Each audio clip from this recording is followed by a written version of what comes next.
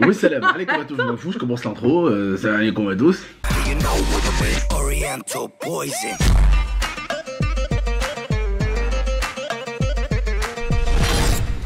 Oui, salam alaikum à tous mes très chers abonnés, j'espère que vous allez bien, que tout va bien pour vous et que votre MIFA se porte bien. Aujourd'hui, toute nouvelle vidéo et pour cette vidéo, je ne suis pas tout seul, je suis accompagné de ma petite femme Lille. Bonjour. Bon, aujourd'hui forcément on n'est pas là pour une vidéo rigolote, mais on préfère rire que pleurer et ça je pense que tous mes abonnés, vous le comprenez, d'accord? Autre petite chose, si certains d'entre vous ont des idées de prank quand je reviendrai en France, n'hésitez pas à me les envoyer sur mon Instagram en privé. Vous connaissez tous mon Instagram, pour ceux qui ne me suivent pas, je ne vous comprends pas. Pour ceux qui me suivent, la vraie team GMT, de toute façon vous l'avez en description. Voilà, ça fait toujours plaisir et vraiment, Instagram, on vous partage toute notre vie dessus. Vous savez ce qu'on a fait hier, vous savez ce qu'on va faire aujourd'hui, vous savez tout. Donc voilà, vous le suivez vraiment au quotidien. Au quotidien, voilà. Donc voilà, n'hésitez vraiment pas à nous suivre sur Instagram, ok? Je compte sur vous également aussi pour vraiment mettre le petit pouce bleu, le petit abonnement si c'est pas déjà fait, la famille, n'hésitez pas à vous abonner, c'est gratuit, sans engagement, c'est pas payant, hein, voilà. Et à partager la vidéo, bien sûr. Parce qu'aujourd'hui, nous allons parler d'un vrai sujet. Comme vous le savez, ma femme, de base, est une Française, musulmane. Il y a des Portugais musulmans, il y a des Portugais athées, des Portugais, il y a des Algériens qui sont ci, bref, vous m'avez compris. Moi, en fait, c'est simple, avec ma femme, ce qu'on veut juste vous dire, c'est soyez libre, soyez qui vous êtes. Et ça, c'est encore fou que certaines personnes ne le comprennent pas, en fait. Tout ce que les gens demandent, c'est d'être libre. Vous aimez bien faire ce que vous voulez, vous aimez quand même le respect, vous aimez quand même que les gens vous respectent. Faites pareil pour tout le monde, et c'est comme ça qu'on se portera bien. Si vous respectez les autres, ils vous respecteront. Si vous respectez pas les autres, n'attendez pas d'être respecté. Parce que pourquoi vous serez respecté si vous ne respectez pas les autres? C'est aussi simple que ça. Moi, je suis pour que dans la rue, il y ait de tout. Voilà, il y a des femmes qui s'habillent comme ça, des hommes qui s'habillent comme ça, les punks, tu sais, ceux qui font des grosses coupes comme ça, voilà, chacun fait ce qu'il veut, voilà. Et on doit pas lui dire habille-toi comme ça, ou habille-toi comme ça, ou parce que le pays dans lequel on vit, qui est la France, est un pays de liberté. Donc chacun est libre de s'habiller comme il veut. Si tu dis à quelqu'un de s'habiller comme ça veut dire que tu considères que lui n'est pas libre. Donc toi, tu es libre de dire ce que lui doit faire, mais lui, en gros, il doit t'écouter, voilà. Donc toi, t'es personne, et tu peux dicter aux gens ce qu'ils doivent faire. Vous me comprenez mes abonnés? On ne peut pas dire à vos parents de s'abonner de telle manière ou à votre mère de s'habiller de telle manière. Elle fait ce qu'elle veut. Comme votre mère, comme votre soeur, comme votre père, peu importe. Bref, on va rentrer dans le vif du sujet parce que comme vous le savez, ma femme est française et elle a porté le voile pendant 24 heures en France pendant qu'on est en train de monter à Paris. En fait, j'ai fait 24 heures avec le voile moitié France, moitié Arabie Saoudite. Voilà. Et donc elle va vous donner un petit peu son avis parce que forcément c'est une femme soumise, donc elle va donner son avis. Hein, petite femme soumise. Tu vois, quoi, arrête, commence pas. Soumise. Bah ouais, c'est ce qu'ils disent des racistes. Ouais, c'est vrai. Les femmes voilées, c'est des femmes soumises. C'est vrai. Faudrait qu'un jour, un d'entre eux là, il se fasse bien soulever sa tente par une femme voilée. Il va comprendre la femme soumise. Il va comprendre qu'elle est soumise à son père. Alors, je vais commencer par la France. Ouais. Donc en France, quand on a été jusqu'à la gare, pas de problème parce qu'en fait on était en véhicule, donc rien du tout. Arrivé à l'entrée de la gare, déjà il y avait un monsieur qui était assis et qui m'a fixement regardé. Alors pourquoi? Soit parce que j'ai le voile, soit parce que je suis une Française aux yeux bleus avec le voile. C'est l'un des deux. Honnêtement, tu m'as retenu un peu, mais j'étais vraiment à deux doigts de le jeter du TGV alors qu'il était en marche. C'est pas lui, c'est à l'entrée de la gare. Ah, c'est à l'entrée? Ah, j'avais pas vu lui. Tu m'en as pas parlé? Moi je les ai tous vus donc. Ouais, toi forcément. Ensuite, je l'avais pas vu. Tu vois. On passe, il y avait un couple de jeunes, ils m'ont pas calculé. Ensuite, monter par contre dans le train, j'étais assis. T'as l'impression que les jeunes ils sont assez ouverts d'esprit. T'as l'impression que c'est les anciens les cons. C'est les anciens. J'étais assis là et juste en face comme ça par là-bas, il y avait un homme en face de moi. Et lui, par contre, il m'a énervé. Parce que... tu m'en as pas parlé, ça? Mais si, on était dans le train. Ah, dans le train à côté? D'accord, ok. Celui-là, ouais, c'est celui que j'ai voulu jeter du train. Voilà, lui, dès que ça parlait arabe, il soufflait. Et moi, il me fixait. Et genre, vraiment, il me fixait et c'était insistant. Et en fait, je me sentais hyper mal à l'aise. Et j'ai regardé Abdel comme ça et tout doucement, je lui ai dit, lui, c'est un raciste. Parce que vraiment, quand je vous dis qu'il me fixait, qu'il soufflait, et il a carrément changé de place. Voilà, c'est chaud. Hein. Et si je peux vous dire un truc, J'allais vraiment, pour moi, venir ici en Arabie Saoudite pour vous expliquer un petit peu mes abonnés musulmans et non musulmans. Pour moi, ma femme et mes grands-parents, c'est un moment de paix. C'est un moment où on essaye de renouer des liens avec notre Seigneur. Voilà. Allah, on est dans la ville de Mohammed sallallahu alayhi wa sallam, notre prophète. Donc je vous dis la vérité, ce genre d'individu là, comment il a dévisagé ma femme, le manque de respect, le malaise que ça crée, je vous jure la vérité, je partais pas pour une Umrah, je me levais et je lui mettais que des décalages horaires dans le visage. C'est incroyable d'être comme ça. Les médias, ouais, les voiles ça s'était calmé. Les médias ont commencé à reparler des voiles depuis 2 semaines. Et depuis 2 semaines, tu as l'impression que tous les jours, en France, ça peut se transformer en truc Nightmare, là, le film là. American Nightmare, là. Tu as l'impression que ça va se terminer comme ça dans les rues françaises. Et je te jure qu'en ce moment, attention, ce que je veux dire, vous allez tous le comprendre. T'en as certains qui doivent rigoler. Ceux qui font des attaques en France, ils se disent quoi là?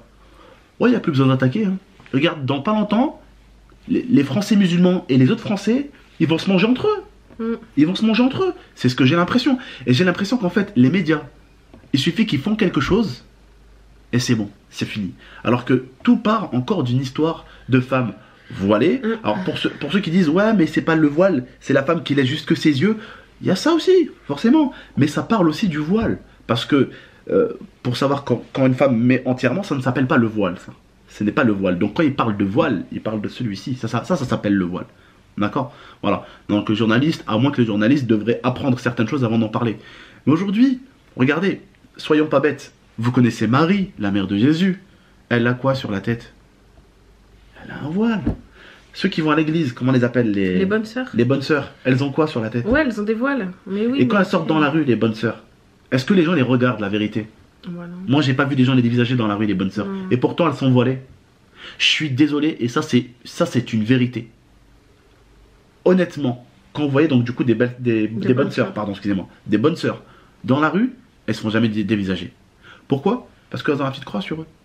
Mais quand c'est une arabe, et en plus musulmane, et en plus elle met le voile, alors là c'est fini. Et elle c'est encore pire parce que en plus, toi c'est encore pire, t'es une française qui met aux yeux bleus, qui est tac, alors moi, si j'arrive limite, le mec il sait pas que toi et moi on se tabasse l'un et l'autre, il se dit oh c'est une femme soumise. Oh c'est une femme soumise. Elle voilà. Et c'est vraiment du n'importe quoi. Continue. Arrivé du coup à la gare de Paris, bah, c'était un peu pareil, j'en ai parlé à Abdel et des fois je me sentais hyper dévisagée, hyper fixée. Certaines personnes me regardaient de la tête aux pieds. Après moi j'étais bien, en soi moi j'étais bien dans ma peau, mais on se sent quand même assez... Finalement, comment vous expliquer? Finalement c'est quelque chose de bien pour nous, de positif pour nous. Et finalement ça se transforme mal, on finit nous-mêmes en fait par être nous mal à l'aise, alors que à la base on ne fait rien de mal, on fait quelque chose de bien et finalement on a ce sentiment de gêner et on a ce sentiment d'être hyper mal à l'aise. Moi c'est comme ça que je l'ai ressenti, alors que pourtant j'étais hyper bien. Et pour vous dire la vérité, comme on en a parlé avec Abdel, si aujourd'hui je suis voilée, c'est parce que je suis partie en Arabie Saoudite et c'est un pays entièrement musulman. Et... Non mais attends, t'as peut-être un raciste qui va venir, il va te dire oh, je t'es pas contente, retourne dans ton pays. Bah, je suis dans mon pays. C'est la France, c'est mon pays. Elle est dans son pays et je pense que ce genre d'individu là, je parle pour ce genre d'individu, mes abonnés, elle est plus dans son pays que toi. Ouais mais pourquoi?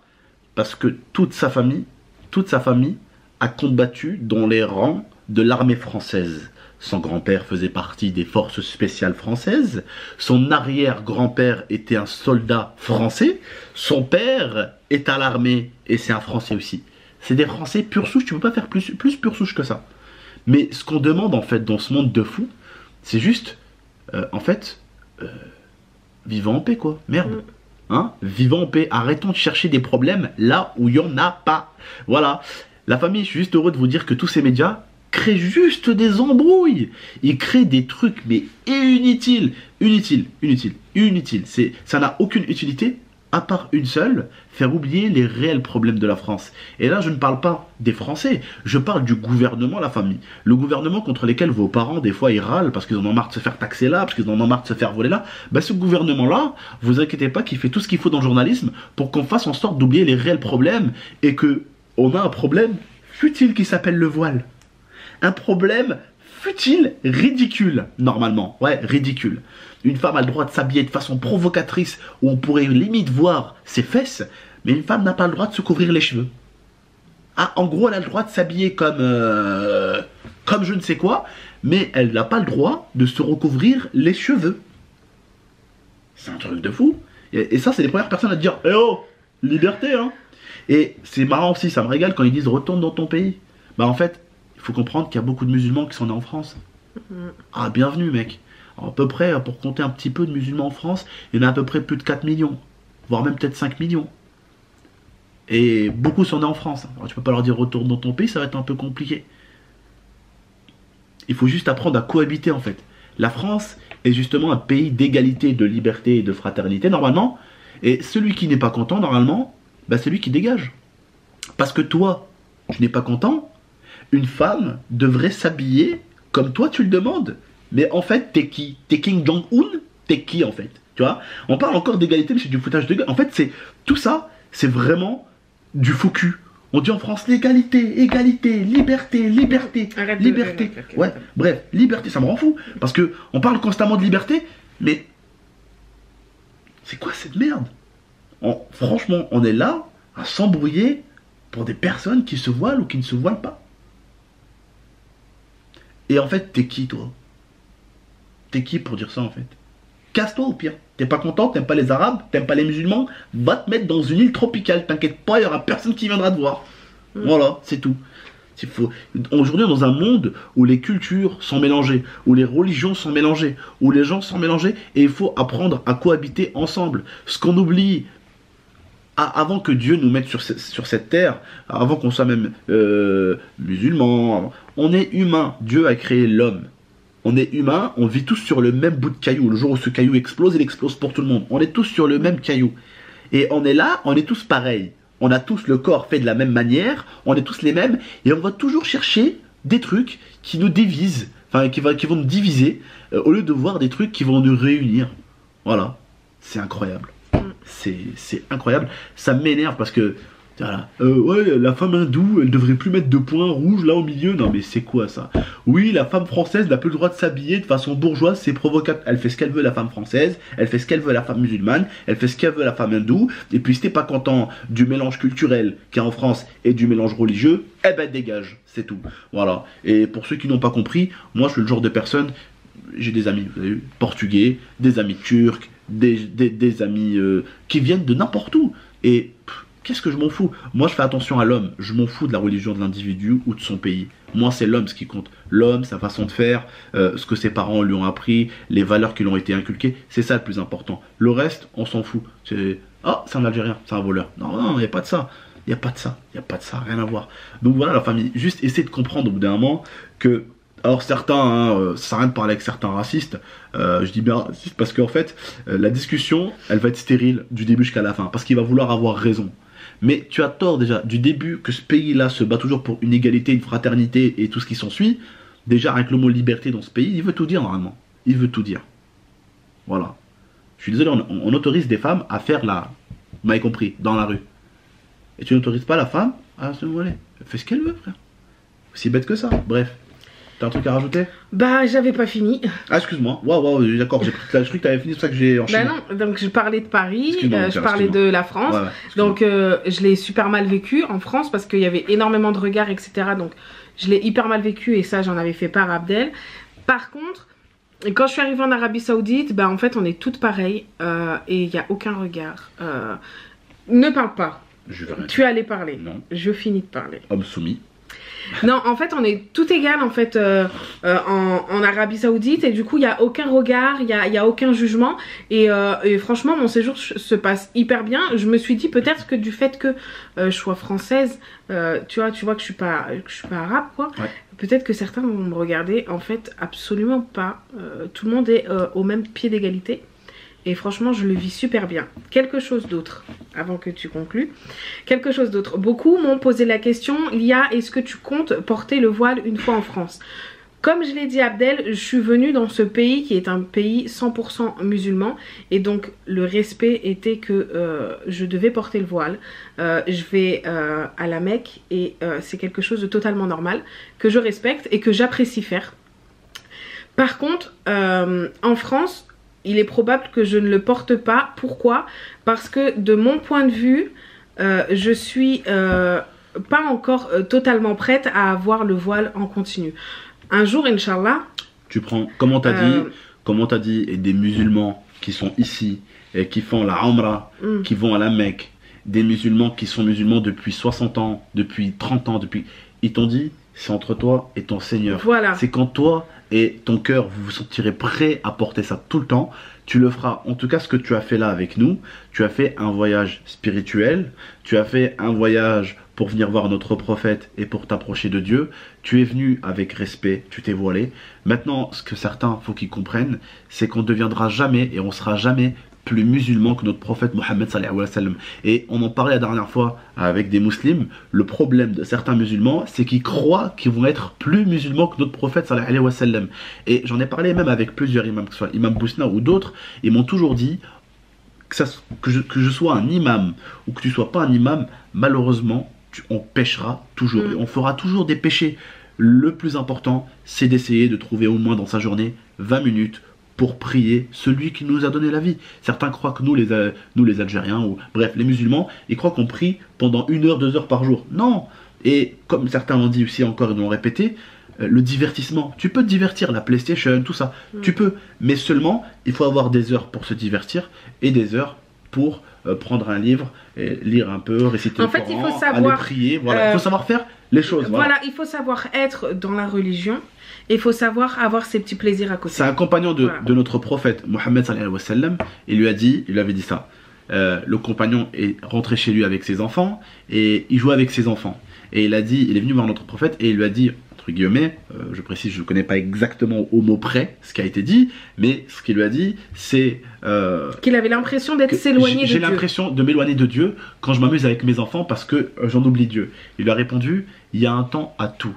Il y a un temps pour l'amusement, un temps où tu passes avec ta famille, forcément tu penses à ta famille, tu penses à tes enfants, voilà. Et il y a un temps pour venir prier notre Seigneur, voilà, s'agenouiller devant lui et faire tout ce qu'il y a à faire. Voilà, il y a un temps pour tout.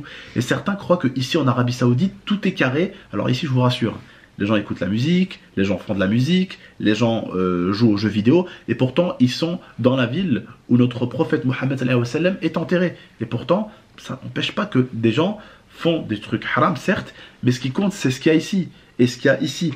Pourquoi? Parce que quand vous serez en face de Allah, vous ne pourrez pas lui mentir. Vous ne pourrez pas lui dire non mais Wallah que j'ai prié pour toi. Wallah que je donnais de l'argent aux pauvres du bon cœur. Lui le saura si tu as donné du bon cœur. Ouais. Lui le saura si tu as fait des prières. En gros, il lit en toi comme dans un livre ouvert. Tout lui le saura pourquoi moi j'ai fait de la musique. Lui il saura pourquoi moi j'ai arrêté peut-être la musique après. Lui le saura pourquoi moi j'ai continué peut-être à faire de la musique. Et aujourd'hui ça c'est important. Certains m'ont dit ouais bah du coup tu vas arrêter la musique. Pourquoi? Pourquoi en fait? C'est béni ou bin moulaya entre moi et mon créateur. C'est tout. Moi aujourd'hui j'ai fait quelque chose de beau. Alhamdoulilah, c'est grâce à YouTube. Alhamdoulilah. Je sais d'où je viens. J'ai fait plaisir à ma femme. On a fait alhamdoulilah un voyage spirituel. Je vous ai invité avec moi. Que de la paix, de l'amour. Vous avez vu, hier, je vous ai ramené avec moi sur Twitch, sur Instagram. On était 300 000. Est-ce que vous avez vu le calme qu'il y avait?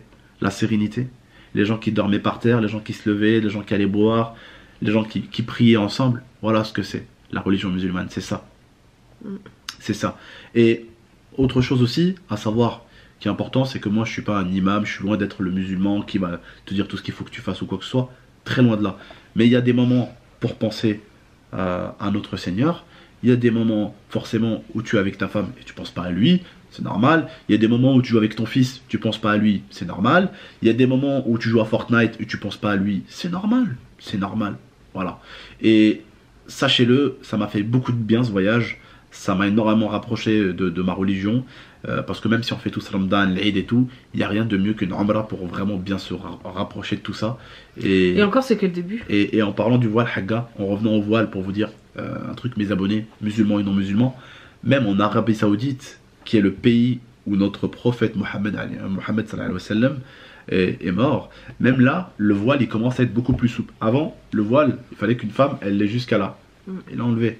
La femme peut avoir ça. Et maintenant, une femme qui ne porte pas de voile ici, tu finis pas en tôle ou quoi. Ouais.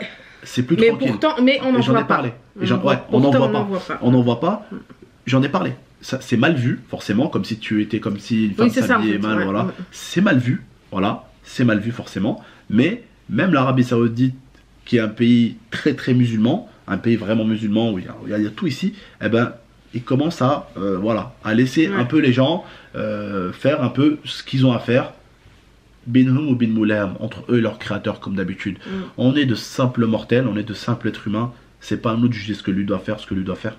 Voilà. Bref, tu veux finir un truc ou tu veux Je vais conclure. Vas-y, conclue. Mais je sais que tu vas parler derrière quand même. Je ne vais pas parler, je vais fermer ma bouche. Ferme ma bouche. Dis, n'hésitez pas à liker. Hein. N'hésitez pas à liker, commenter, partager, abonnez-vous. Tu parles plus. Voilà. Pour finir, je voulais juste rajouter quelque chose. Je suis extrêmement fière aujourd'hui d'être française, de parents français, née en France, mais de religion musulmane. Voilà.